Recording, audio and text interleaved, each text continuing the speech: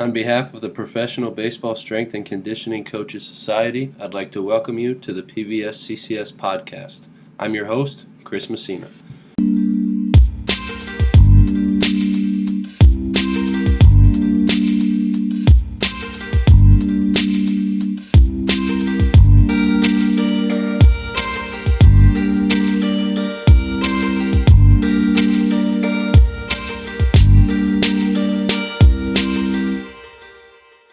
All right, everybody. I'm here with Hazael Wessin of the Houston Astros organization. Wes, thanks for coming on, man. Appreciate your time. Tell the listeners about yourself, if you would, please.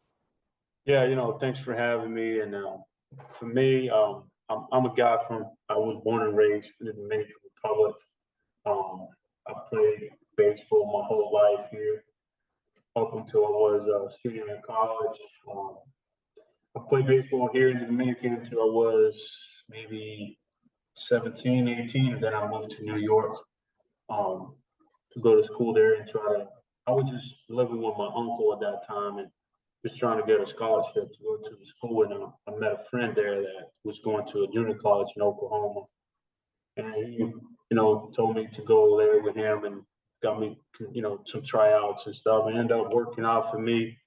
Played 2 years there and then transferred to a school in Alabama and finished my degree there. So, every time it's just been related to baseball. My family's just baseball everywhere. My brother is a scout for the Astros too. So, I've been with the Astros for going to my 9th year now. And, that's pretty much a little bit about myself. So I want to get into your journey because obviously, everybody says they have a unique journey, and that's not to downplay anyone else's, but I would say yours is a really fascinating journey from the DR up into the big leagues. But before we get into that, I didn't know that you went to JUCO in Oklahoma, Alabama. I'm sure the vibes and the lifestyle were definitely way different there than in the Dominican, for sure. Oh my God. Yeah, the first 3 months they were tough, like for me to adapt and just, eating different food because I moved to New York, but New York's like being in Dominican, like it's 80% Latin. So it was like living at home. But when I moved there, I was like, that really like opened my eyes in a lot of different ways of like how to act in front of certain people and just, understanding cultures a little bit better and how people work about their business every day was completely different than here. And that's where I really like learned how to be a man, just being in JUCO. JUCO is like you hustling every day, you grinding, and you're trying to make a name for yourself. And I didn't play high school or anything in the state, so I was trying to get a scholarship. So I was doing whatever I can to make sure all the schools know my name and things like that. But going back to my journey, yeah, man, it's sometimes I think about it and I'm like, it's funny that I'm talking to you right now because the first team I worked for was the Red Sox in 2014. And I was just doing an internship there. And Jesus Lou, I'm pretty sure you heard his name. He was in the Dominican complex for a long time with the Red Sox. He got me into I used to go every summer and play in the Tricky League. And when I was off from school, I used to come here and play every summer. And, I would play there. I remember my old Margot was on that team with me, and I played with him for like 2 summers. And I used to go back and forth every year, and that's where I created a relationship. That where I finished my school, he told me, "Hey, if you want to come here and just learn everything." I was not just doing the strength conditioning. I was doing everything. I was scouting with, a couple of days a week. I was doing player development. I was doing BP. I was doing everything. And I was on top of that. I was doing the strength conditioning.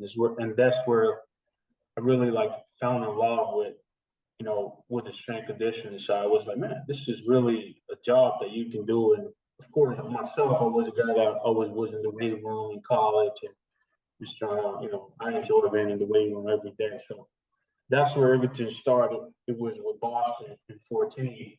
things didn't work out, and at the end of the summer, they didn't have a spot for me. So 2 weeks after that, a friend of mine that worked for the Astros, he called me and was like, "Hey, we're looking for a guy here. Are you willing to come and just they want to give you they just want to try you and see how you work in 2 or 3 weeks?" I was like, "Yeah, no problem." So I started with the Astros in February 10th or of 2015, and after just 3 years in the DSL, 1 year in low A, 1 year in high A. In 19, I was the Latin American coordinator for a year. Then in 2020, I was supposed to go to AAA Round Rock. By the time that was with the Astros were. And COVID happened, and I ended up doing the Texas squad in Corpus Christi. And last year was my first year in the big leagues, but before that I was in Sugar Line AAA. So I've been in every minor league level, and I think just like yourself, you've been in almost every level. I don't know, but it made me understand things a lot more and just appreciate things a lot more than I started from the bottom basically. Yeah, the only level for me, is not the DSL. I have never been to the Dominican, and Yeah. I've said it probably a zillion times on this and to my friends and anybody that's willing to listen. Like, I need to get down there. I really need to get down there, and I connect really well with a lot of the Latin players, and I've learned enough Spanish to be, comfortable having conversations with them, and I can pick up what they're talking about and everything. But I've never been down there. And you talk about when you first came to the States and then you went from New York to Oklahoma, like that big culture shock. Like, I think everybody needs that to go down there to really like understand. And I've talked to so many people, and you hear the stories and you kind of have a picture of it, but until you see it and until I see it, like, I don't know. Like, you don't know what you don't know. And it's kind of that culture shock of like, oh, okay, this is where these guys come from. Like, this is why baseball means so much to them, and this is why they're so passionate, and like use this as fuel to their fire, so to speak. Oh yeah, yeah. And for me, before I got the job with the Astros, I remember driving with my dad around all the complex with my resume, and I went to like 10 different teams, and I just gave him my resume. At that time, I thought that's how baseball worked, but it's not how it works. So, nobody called me, and that was when I was like, man, this is really hard to get to work in baseball, especially in the Dominican. You have people waiting in lines just to get a shot to work for academy and be there because they're really good jobs. So, you're right. I mean, when I started with the Astros, our waiting room, man, it was really small. We had up to like 120 players at the complex at some point. It was 3 strength coaches. I had to coach 18 to 20 guys at one time in the weight room. I had to late stretch for like more than 40, 45 guys. Every day was a spring training stretch. So things like that at the end of the day is what makes you better. And just when I went to the States and I went straight to low A from the Dominican, I'm coming from the Dominican just being with guys for 72 games. And then I'm going to low A where we play 142. And I was like, now I'm starting having first round picks, second round picks, and I started changing my mindset as a strength coach and just understanding the game better. Now you got to think about recovery more than what it was when you were in the Dominican. It's just more specific. Each guy is very different, and that's where I really started understanding. But it was just prepared me so well to go to the States and just understand everything, man. I wish everybody can go through it like I did, but I think rookie ball helps a lot too, and just being able to understand the basics and we did the basics so much here and I got so much, like so many coaching reps on me that I feel like I can go to work anywhere else right now. Yeah, and so to put this all together, you start all the way in the DSL, you make it to the big leagues. This year is your first year, 2022, and you are, correct me if I'm wrong, you're the first Dominican-born strength coach in the big leagues, right? Yes. I was the first to work at AAA, and I was the first to to work at the big league level. First born and raised Dominican strength coach. Juan Acevedo he's been working for the Guardians for years. He used to work, I think he worked 1 year in AA. He's Dominican. He was born and raised here. So he's the second guy that has worked at the higher levels as a strength coach. He's still working with the Guardians, I think, in low A's. So, I'm the first one. And definitely won't be the last, right? And that's something, I texted you about, one of our guys the other day, and just, being an inspiration to other people, man, it's a really big deal. And especially with how important baseball is in the Dominican. I don't think that can be, really explained enough. It's just, like you said, it's baseball is everything down there, right? Or at least it seems that way. And it's like, if you're not going to make it as a player to the big leagues, you have to find another way to get to the big leagues, right? And you said, there's people waiting in line to just take jobs and just prove themselves at any jurisdiction of work down there. Anything, clubby, strength coach, manager, pitching coach. I mean, at the beginning of when I was with the Red Sox, I wanted to be a scout. And I wanted to get a job as a scout, and I got an offer from MLB here. I don't know if you know, but MLB has they go around the Dominican, and they do tryouts, and they just teach people and coaches how to coach baseball and how to play baseball to the little kids. So they have scouts here that go around the South, the East. So they offered me a job as a scout. The MLB, I ended up saying no, because when I went there, I saw how a job as a strength coach was. So it's like, that's what I want to be. I want to be that. And I want to be a scout. And I didn't feel comfortable in the stands, just, seeing a guy and just making assumptions.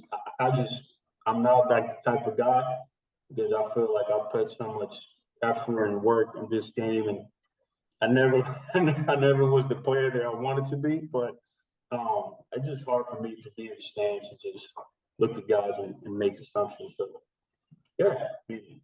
baseball in the DR, people think and have an idea of how big it is until you come here and you see it. Like, 2 days ago, I was at a elimination game with Licey and then Gigantes in the Winter Bowl, and it was like 25,000 people. And I've been in the World Series, and I've been here, and the stadium here was just 25,000. Felt like it was a lot more pressure and louder and crazy just every time. So man, we just have baseball in our blood here. It's part of it. Yeah, it's an awesome story, and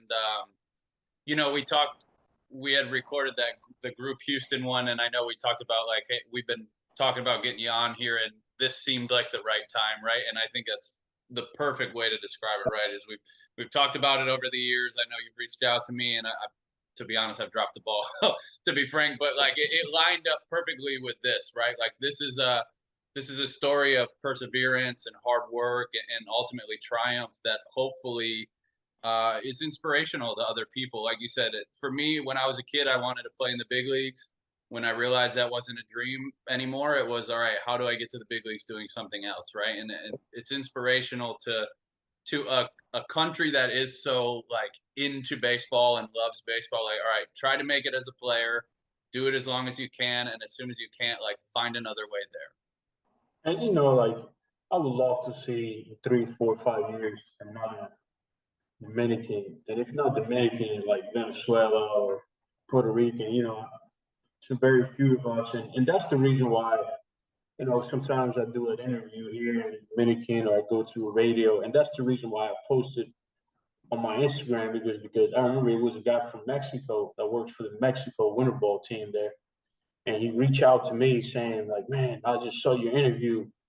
I would like to be, the first Mexican strength coach to just work in professional baseball at a high level one day. So I'm trying to help him out to do some internships with a professional team, and he's trying, he sent me his resume, and I'm talking to different guys. So, that's the reason why I post an interview, so a guy like him can see it and just feel like he has hope of doing things like that. Because when I started, man, I remember the guy that gave me hope. It was Maxie. It was Team Maxie. I talked to Team Maxie and the MLB conference they do here, and Matt Crouch. I talked to those two guys, and that was for me. When I talked to those two guys, I was like, man, I can really do this at the big league level. And I remember seeing videos of Matt Crouch on YouTube where he used to work with the Rats and showing the weight, and it was like, man, that's really cool, man. So for me, those two guys opened my eyes in a lot of ways. So now I want to do the same for some guys here in the Dominican. Yeah, I can totally relate to that, just in the sense, even with this podcast, right? Is like I heard a long time ago, I heard Carlo Alvarez speak on the Elite FTS podcast, and that was what piqued my interest in professional baseball. And, ironically enough, he was the first person to hire me in pro ball. And, I've always just thought that, if somebody hears an interview that I do with somebody and they're really passionate about baseball and they reach out and they want to get in, like that's a win for baseball, right? Because then you have people that are coming here that want to be a part of it, that want to experience it and want to push the limits. And over the last 8-10 years I've been in pro ball, whatever it's been now, like just the growth of full-time strength coaches, and now even for us, we have an assistant at every affiliate, right? Like the strength and conditioning has grown so fast. Yeah. And you take a step back. A dietitian too. Yes, like, how hard it was to make sure you have food for everybody and low A and high A. Make sure you do the catering. Mm-hmm. Strength coaches nowadays don't know about that. A lot of them do, because some teams still do that. But I remember, man, I used to have a duffel bag full of cash because there was no credit card so I had to collect money from every player. Hey, I need $5 from you for the post game. And all right, there you go. So, and then going to the gym and paying cash and doing things. So I look back now and I'm like, man, that was fun. But that was what really made me a good strength coach. That's why I feel I go to the big leagues and I don't take anything for granted. Not even the water that we have. Like for me, like I just look at everything like I'm blessed. I have a picture right next to my office that says, don't forget where you were 5 years ago. And, next year I'm going to put a sticker. Don't forget where you were 6 years ago. And next year I'm going to put, so I just remind myself how to be, thankful for what we have at the big league level, because we're really spoiled at that level.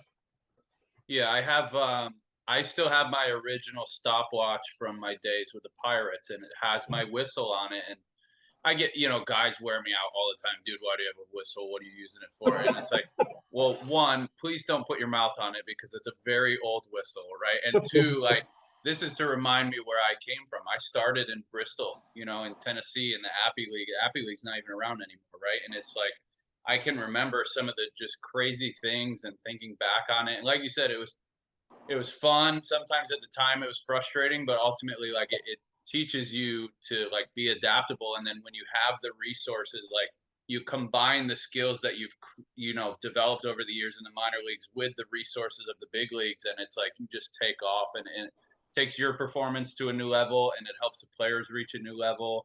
And that's what I'm saying. It's like, 5 years, like, we put our nose to the grindstone. We don't think twice about it. But if you take a step back and think about 5 years ago where professional baseball was, there's a lot of optimism that in 5 years, like, there should 100% be another Dominican-born strength coach in the big leagues, or like you said, Venezuelan, somebody from Mexico.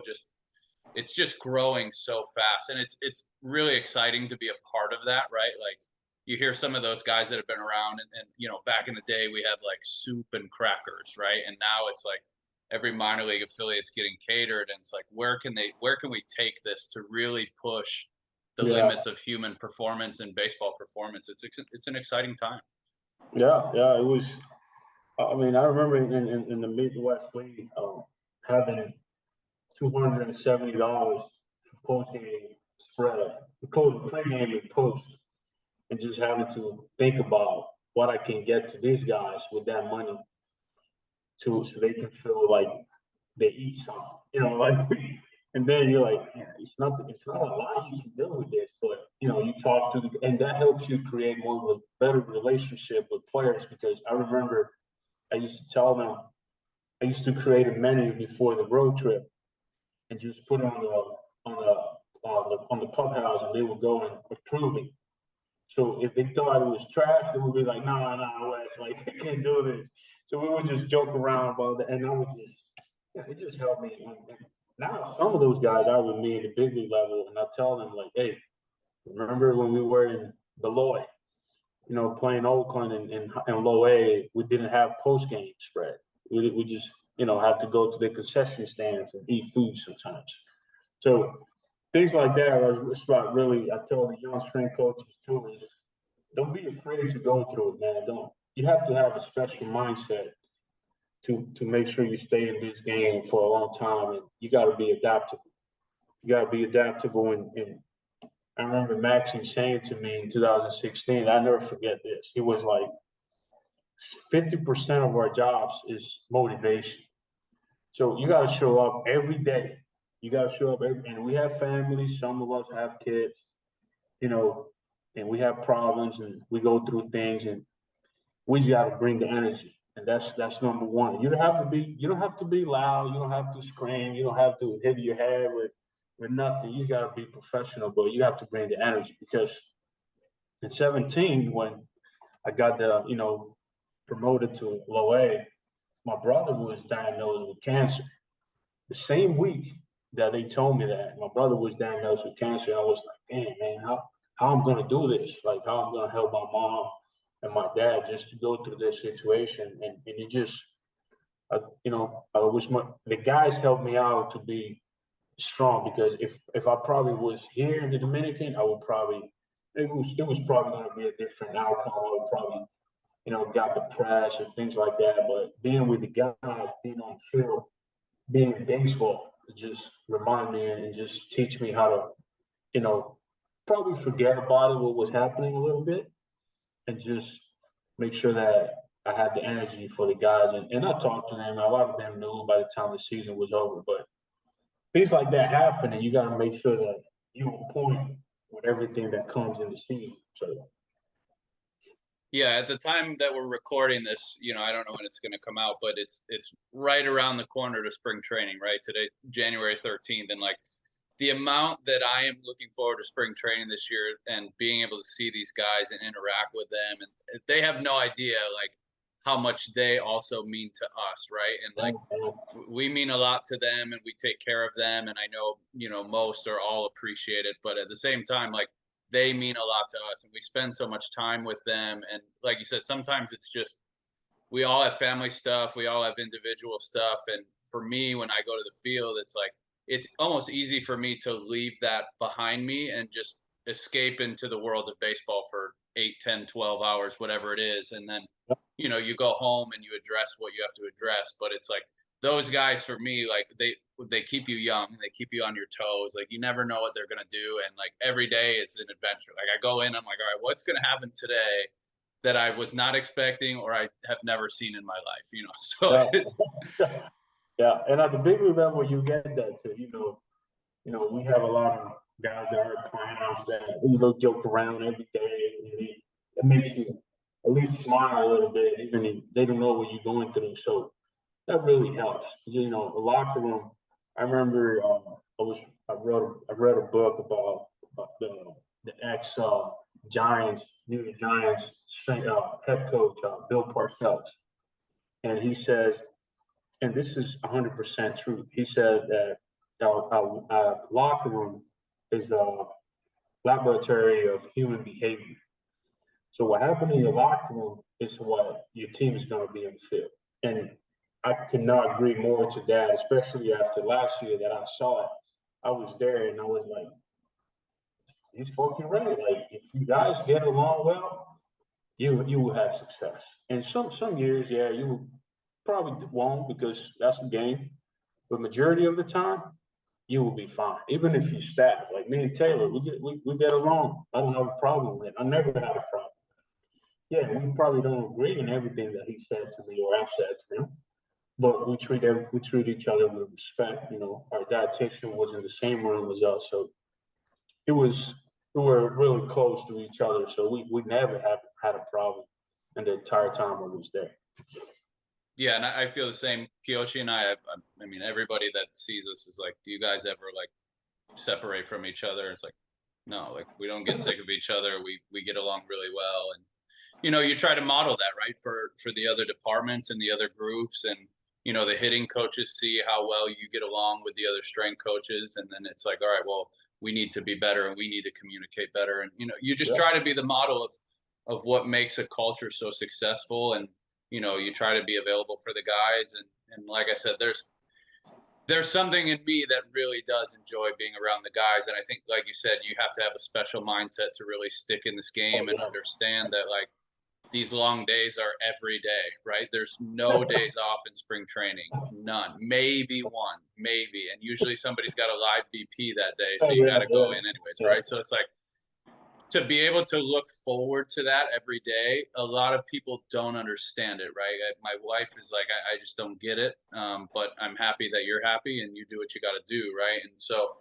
sometimes it's hard, like people just don't get it, and it's a special mindset, like you said, to stick around. But the people that have it are really the ones that do stick around, do make a difference, and like really just take everything in and just appreciate it. And like you said, like you don't take anything for granted. You can't, like where you came from, where we came from, like you look back on those days and you're like, we got essential water now, we got smart water, and back then we were drinking tap water.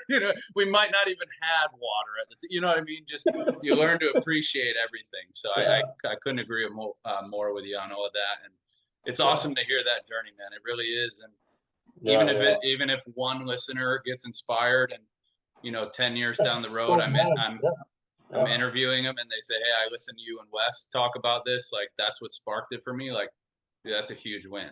Yeah, exactly. Yeah, you're right. So we've talked a lot about just a bunch of different things, but is there one story that you have that is your favorite in professional baseball? I mean, I know you won the World Series this past year, but is there one that really makes you smile, or you're really proud of from over the years? Yeah, I mean, people probably think it's the World Series, and that's like top, but for me, just growing up and spending a lot of time I spent a lot of time in New York, and just going to Yankee Stadium as a little kid, and old Yankee Stadium, and new Yankee Stadium. When we won that game 4th against the Yankees on the ALCS, for me, I talked to Vasquez about it when the Red Sox won the World Series, and he told me when he was catching those last 3 outs, he started having he thought he was having diarrhea, and on the field, his stomach just got so upset, and I had the same thing, man. Like, standing on the bench, I was so nervous, just getting that 3rd out, that I almost go inside and fucking. I was like, let me calm myself down. And I just enjoyed so much because I had a lot of family going to those games in New York. So for me, just winning that game there and just celebrating them after the game, it was that my best story in baseball career. Yeah, Yankee Stadium is just an unreal place, man. We were there this year when Judge was chasing, the home run record, and just the tension in the air. And anytime you hit the ball in the air, that place is just so loud. And so we didn't play in 21. We played them in the playoffs, but we played at Fenway, which in itself was an absolutely amazing environment, unbelievable game. But I would love to be a part of, playoff games at Yankee Stadium and just experience that environment and what it's like there. And Fenway is one of my favorites too. Fenway is just special, and just it's just different, and everything about that ballpark is different. And the fans are crazy. It gets so loud, and that music that you guys play after you score a run, I hate that. I forgot the sound of that, but I told Vasquez, I'm like, Vasquez, I hate that. What is that you guys play? Oh, that means they're accomplishing their goal, right? Oh, yeah. They're upsetting the opponent. Yeah. So what do you believe in within strength and conditioning that others think you are crazy for believing? Sometimes, and I will never get tired about talking about this, but some strength coaches and trainers and PTs or whatever, when you talk to them about the importance of a prep routine, a lot of people take it for granted. A lot of people think it's not necessary. I've seen guys stick to prep routines and their entire career change, and it's just very small pits, a very small percentage of your career, but it can help you in so many ways to just stay on the field and be ready, be able. A lot of guys don't understand just being able is, it's number one for a lot of managers and coaches. So for me, what I try to teach each guy that I have, even if a guy that comes from AAA or it was a guy that came from rookie ball when I was in low A, hey, we gotta know it. We gotta learn how to have a prep routine before going to practice and before going to the game. You have to be on point with that. You have to be on top of that. What I talk about prep routine is very simple. You have to activate, you have to move around, you have to stretch, you have to throw some mat balls, you have to, if you want to do a bike, we can do a bike. If you want to, push the sled, we push the sled a couple of times here and there. And that's it. It's just make sure your body is ready and not tells your body that the first movement that he's gonna make is gonna be swinging it back when you go to the cage or go outside and take ground balls. No, you got to be ready. Make sure your body is awake. And when guys do that, I've seen Michael Brantley doing it for 3 years. I haven't been. This was the first year that I was around him the whole time, but seeing him in spring training and a little bit of time during the playoffs, and just that guy, he's a perfect example of just what a prep routine can do for a player, and just help. It can help your career in so many ways. It's just basic things. So a lot of people think I'm crazy because I think like that. They think it's just lifting weights or running outside. No, I think everything started there. And I learned that from Brendan Burner, the guy that used to work for us. He works for the Miami Marlins now. He was the one that taught me that. And at the beginning, I didn't want to listen. I was like, nah, man, I think we need to do this. And he was like, hey, just do this, do that, do this, and you'll be fine. So that's one thing that I have that I believe in. It's funny you talk about this, and actually, I was just at Fenway with Yosh, and we were talking about this type of stuff, and refining some of our thought processes on the prep routine, and have a Zoom later to talk with our AAA guy to go over this as well. It's like I agree with you wholeheartedly in the sense that because professional baseball is a daily game, like that may seem like such a small part of the day, but that small part over a long period of time adds up to something really, really relevant and really important.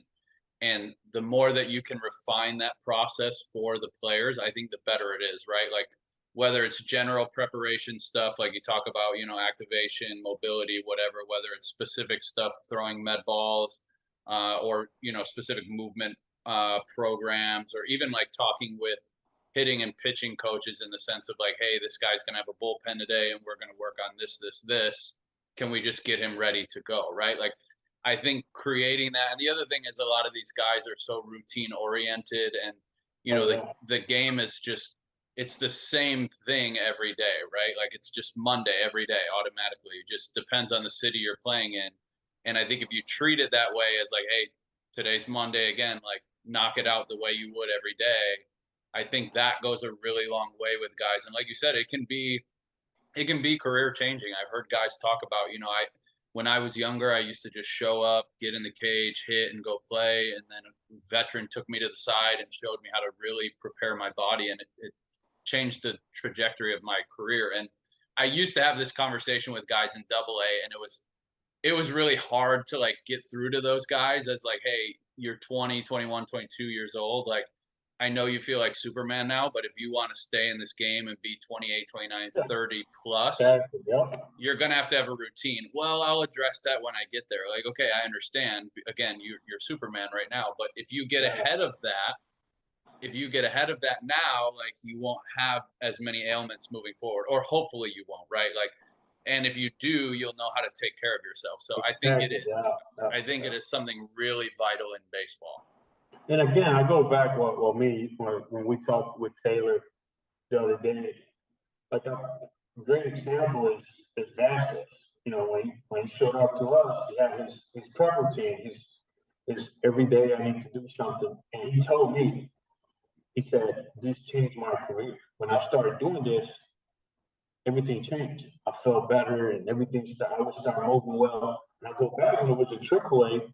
Just giving some of your guys an example, I had Hector Velasquez, the Mexican pitcher, who was with Kilty, I think, when the guys won the World Series. And he told me the same thing, you know, showing up every day and doing something. I remember one of my happiest days in minor league baseball was when I was in AAA, and I think it was June, July. I had so many guys in the weight room. It was like the whole team was there every day, just prepping before practice. And it was a point where I told the manager, I was like, you know what? It's 105 degrees outside. We're not going to have a pitcher stretch. We're going to do everything here. We go outside, we play catch, we run, and we come inside again because, you know, Texas can get real hot in the summertime. And we don't have a roof, everything in AAA or turf, whatever. And we started doing that. We had a great year, man. Like, great year. We finished first in our division. Everybody was throwing hard and healthy. So for me, like, I love to see guys just do something before going outside. It's really small. People take it for granted sometimes, but I mean, you as a sales, as a strength coach, you're gonna work out and try to work out for 2 months without even prepping or doing something. You're gonna feel it. You're gonna feel it. Imagine playing 9 innings every day. What's gonna happen to your body? So that's the way I look at it. Yeah, 100%. One, I love Hector. He and I would train together in the off season in Arizona. Just the best of the best. But yeah, it's the same. You know, for us, like one of the first things when I came to the big leagues in 21 was I wanted to get rid of pitcher stretch, and it was like I didn't, because you know how it is. The guys go out, they get in their circle or they get in their lines, they kind of half-ass it, they talk, like they do a little, and then they're on their way. So my proposal to the pitching coach and the Kiyoshi was like, we don't do this. We have kind of an open time frame to go outside, but the compromise is they have to come either see the athletic trainers or us or both, depending on the guy, and have their specific preparation routine prior to going out. And then the idea being that they have what's needed for them to get ready to go. And then when they go out, they can go full go throwing program. You know what I mean? And some of those guys, it is just like doing an actual dynamic warm up, you know, skips and, you know, shuffles and some sprints and things like that. Some of it is specific mobility drills. It can be med balls. It can be water bags. Like for us, it's been a really good tool to help with buy-in in the sense that like, hey, instead of doing this generic team group thing where like we are giving you all the same thing, we're expecting you to come in and get some individual one-on-one attention with us. And so that we can give you whatever we think you need to get ready to go have a really good practice. Right. And that's kind of for me, that's my big hill that I stand on, right? Is like, you talk about transfer to the game, and it's hard to justify that from the weight room. But if you can make the quality of practice better, the more frequently you practice at a high level, the more likely it is to transfer to the game, in my mind, right? So how do I do that? I help them prepare as best as they can to have a really quality practice. Instead of a general warm-up and then hope that they have a good practice, we actually have a specific routine for you so that you can go out, have a quality practice, and then hopefully that transfers to the game. That's where my mindset is at with that, right? And it's helped us with buy-in to get guys to do things on a daily basis. And then the other thing is like, the more that you create that routine and that habit for them, on the days where they don't feel like doing it, it doesn't matter, right? They still come in because it's mentally it's there already. They're like, I gotta check in, I gotta take care of this. And we don't want to create dependence. We don't want to create them being like, you know, slaves to the routine, quote unquote. But I would rather have a guy that's like, too invested in his routine and have to pull him back, as opposed to like no routine and he just shows up. And the guys that don't buy into that as much stick out a lot, because so many guys are doing it a certain way, and the pitching coaches know, like, hey, these guys are all taking care of their stuff. Why aren't you in there? Like, you need to go in there. A lot of it is like the AAA kids when they come up, right? Because they haven't experienced like the way we go about doing things, and then they're like, oh, we don't have stretch? No. Oh, but I can do my own routine? Yes. Oh, okay. That's even better for me, because then I don't have to like rush myself through anything. I can do what I need to do and get out there. So it's been really good for us the last 2 years with the pitchers. I don't know if I'm supposed to say all this stuff, but whatever. Like, there's no secrets, right? It's fine. I would love to. I'm trying to do the same thing. I'm trying, to be honest with you, but to change things after you won a championship is even tougher. So yeah, change is hard in baseball sometimes. It is. Yeah. So but that sound right there, like me in AAA, I didn't have a pitcher stretch or anything. It was, you come in, I had a big screen, a TV, where I had conditioning for the day for each guy, and I have stretch time for position players, pitchers lift. Each guy you have up, let's say, the pitcher had upper body with me. So it was very specific, and everything was there. So I was available in the weight room, but we didn't do a lot of the stuff that usually you do in high A, low A with those guys. So I'm with you 100%.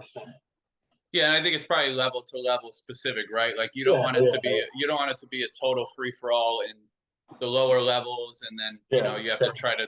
But by the time they get to the big leagues, most of those guys have some sort of routine for themselves, and even if they don't, like, you provide them something. Hey, I talked to the ATs; they think you're limited in this range of motion. I talked to the pitching coach; he thinks you need to work on this. I combined all of this. Here's what we think is going to help you to maximize that, right? And like, they're bought in instantly. Like, oh, okay, yeah, makes total sense. And like you said, we have a whiteboard with the different conditionings and the stretch times, and any meetings. All of that is written down for the guys. We have their lifting cards with their routines and everything. Like, being over prepared, and this is something that Kiyoshi talks about with our staff a lot, is like being over prepared and creating an environment where they want to come in and they feel that you are giving them their individual attention helps so much with buy-in. And then that guy buys in, and then somebody else who he's close with kind of sees what's going on, and then they're interested, and then you got a whole group of, like you said, 20 guys in the weight room at the same time, and like those are the proud moments for us, right? Like 100%. Yep. All right, everybody, that's going to conclude part 1 of this 2-part episode with Wes. I hope you enjoyed this one. His journey is just unbelievable. It's incredibly inspiring to hear him talk about just, being the first Dominican-born strength and conditioning coach to make it all the way to the big leagues, and to have worked in every level and started down in the DSL and winning the World Series in his first year in the big leagues is just really an awesome story. But also, I think the content in the episode is really good, especially when we were discussing prep routines for players, and just the value that can have for players over the length of their careers. So 3 things that I took from Wes in this one: acquire as many coaching reps early in your career as you can, treat everyone around you with respect and appreciation, and teach players the value of having a good prep routine. With that being said, I hope you enjoyed this episode, and we'll talk to you again on the next one.